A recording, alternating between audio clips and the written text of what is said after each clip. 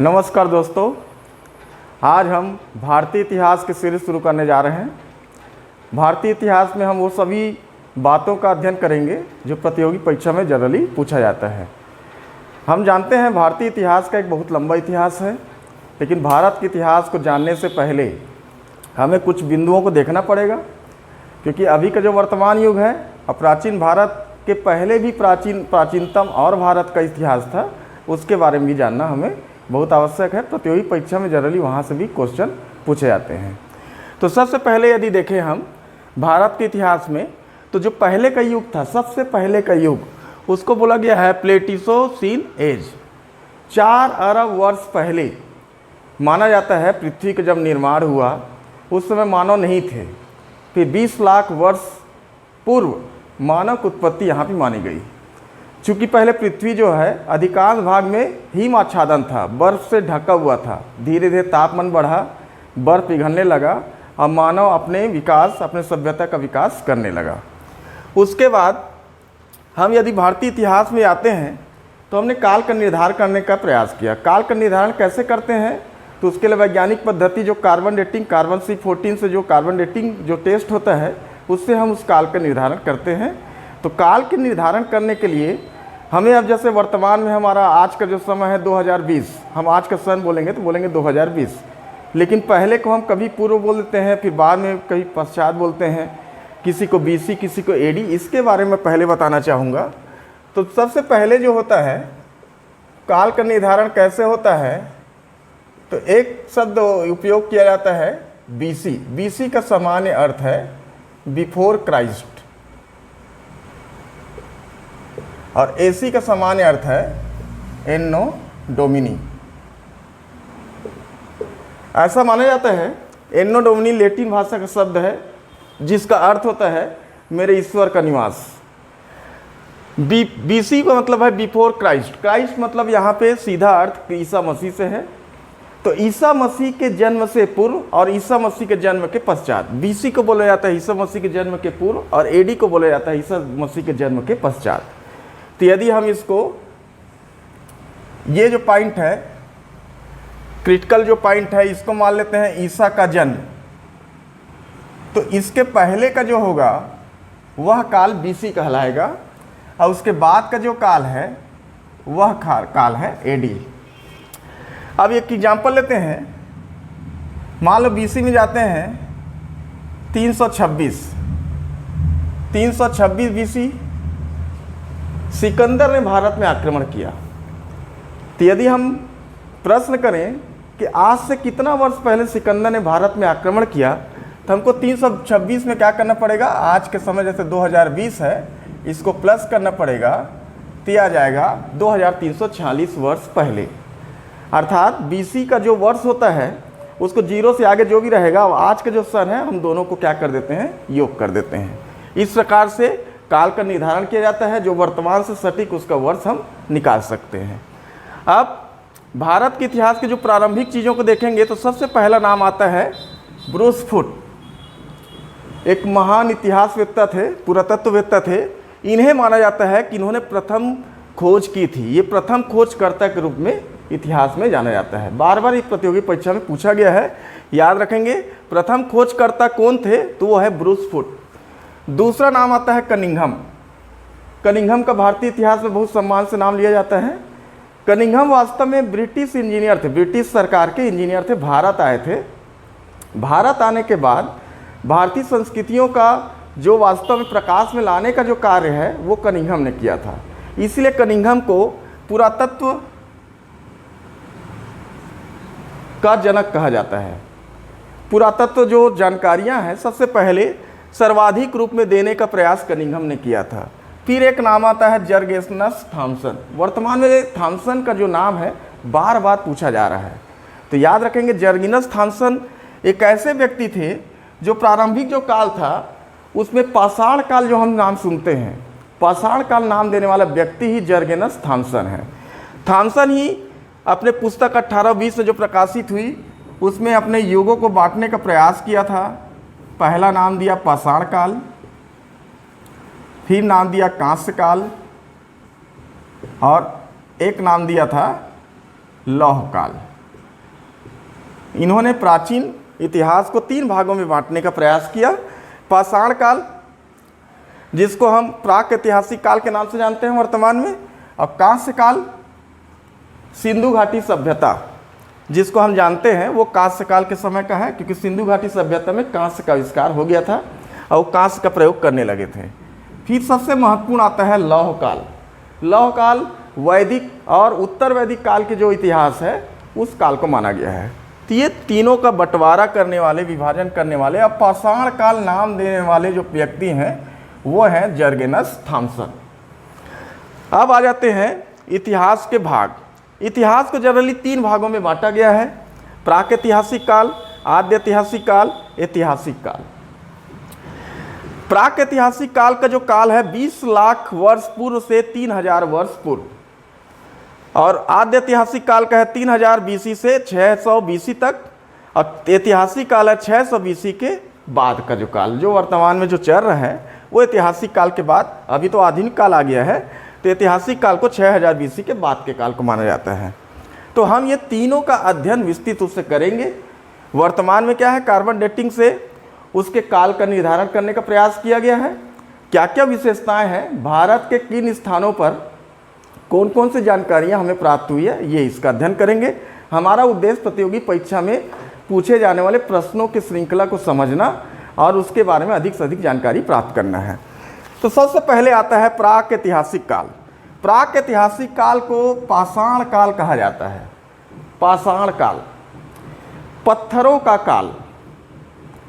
पत्थर वे पत्थर हैं जो मानव सभ्यता में सबसे पहले उनके आवास के लिए, उनके भोजन के आवश्यक वस्तुओं के संग्रहण के लिए, और सबसे प्रमुख चीज़ कलाकृति के लिए, अपने हथियार बनाने के लिए, सभी चीज़ों में सबसे पहले मानव ने जिसका प्रयोग किया था वो था पत्थर। इसीलिए इसको पाषाण काल कहा जाता है। पाषाण काल में लोग जो उस समय के मानव थे गुफा कंदराओं में रहते थे, पत्थर से अपने औजार बनाते थे, तो पत्थर से ही अपनी कलाकृति का निर्माण करने का भी उन्होंने प्रयास किया था। इसलिए प्राक ऐतिहासिक काल को पाषाण काल के नाम से जाना जाता है।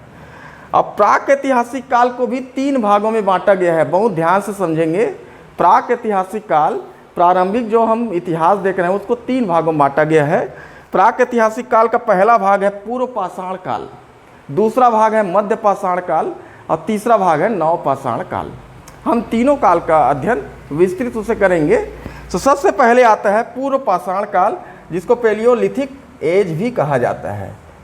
पैलियोलिथिक एज काल निर्धारण में इसको 20 लाख वर्ष पूर्व से 10,000 वर्ष पूर्व तक माना जाता है।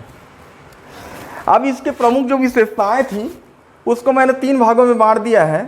पहला है स्थान, वर्तमान उसका पता और उसकी विशेषताएं। तो सबसे पहला जो नाम आता है प्राक ऐतिहासिक काल के पूर्व पाषाण काल में वो है भीमबेटका। भीमबेटका भोपाल के पास मध्य प्रदेश में स्थित है। यहाँ पे जो गुफाओं में जो अध्ययन किया गया है तो कुछ चित्रकारी मिली है। दूसरा नाम आता है सोहन।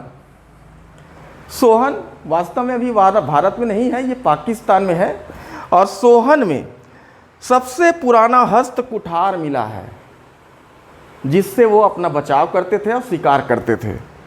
तीसरा है हथनौरा। हथनौरा भी मध्य प्रदेश में है। हथनौरा से याद रखेंगे, हथ मतलब हाथी, यहाँ हाथी का जीवाश्म प्राप्त हुआ है। और एक आता है नाम लोहंद नाला, ये भी उत्तर प्रदेश में है।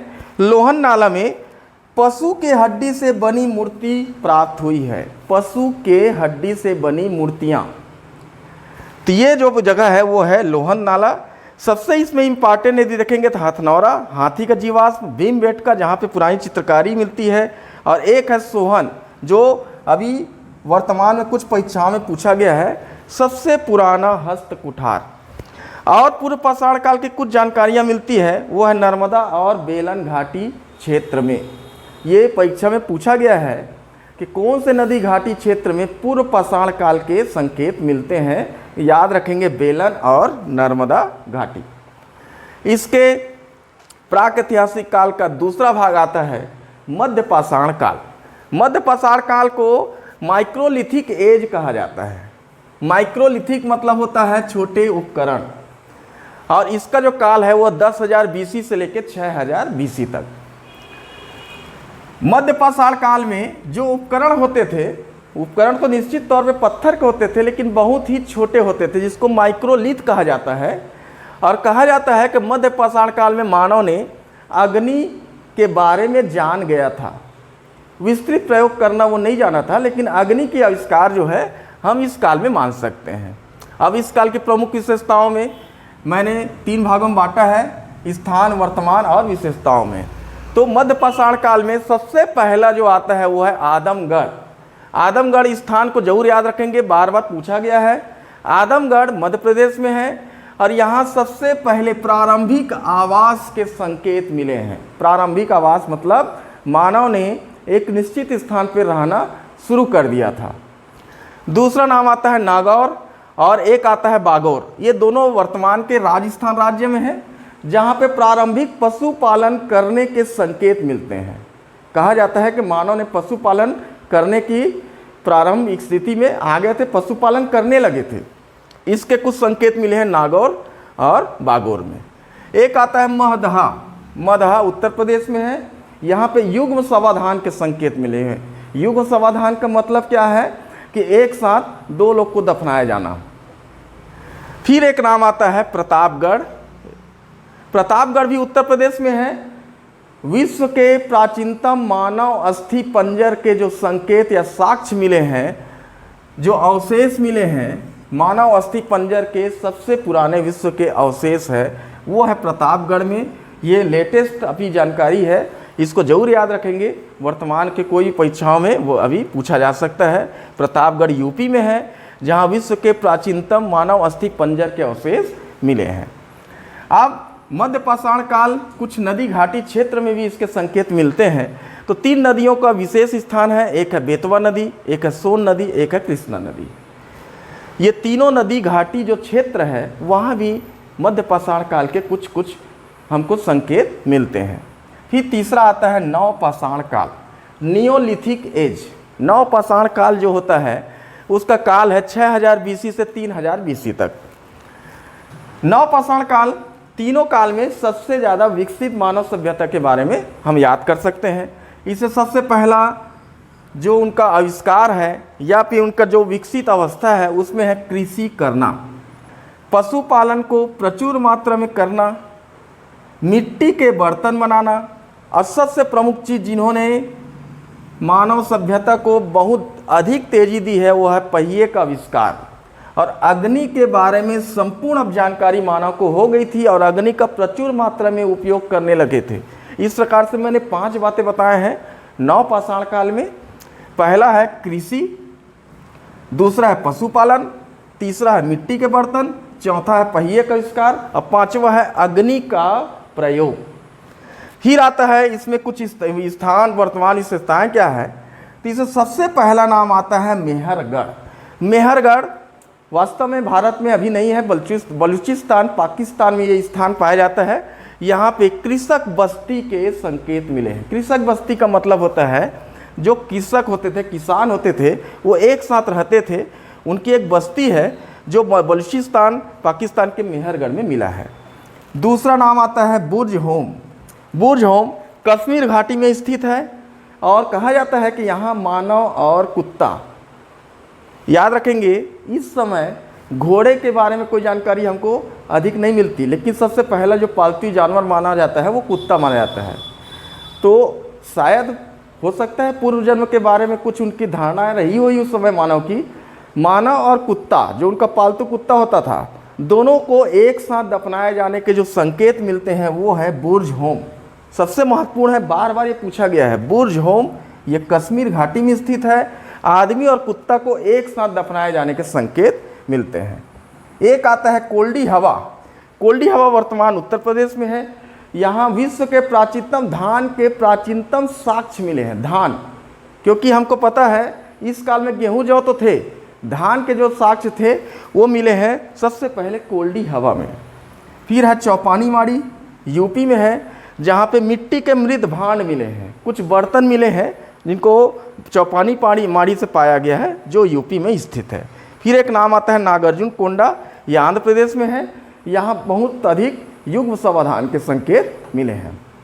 तो दोस्तों, मैंने भारतीय इतिहास के जो प्रारंभिक काल था उसके बारे में बताया, और अगला जो रहेगा मेरा अगला वीडियो आद्य ऐतिहासिक काल का होगा। और इस ये वीडियो आपको पसंद आया हो या कोई कंफ्यूजन हो या कोई जानकारी मेरे से चाहिए, तो यदि मेरे को पता होगा तो मैं आपको ज़रूर बताऊंगा। आप कमेंट कर सकते हैं। हम वीडियो देखने के लिए बहुत बहुत धन्यवाद। और मेरा प्रयास रहेगा कि मैं आपको इतिहास को बहुत सरल शब्दों में बहुत आसानी से बताने का प्रयास करूं। और अगले वीडियो में मैं इसके लिए ऑब्जेक्टिव क्वेश्चन के सीरीज भी तैयार करूंगा। मेरे वीडियो को आप सब्सक्राइब और लाइक जरूर करेंगे। बहुत बहुत धन्यवाद।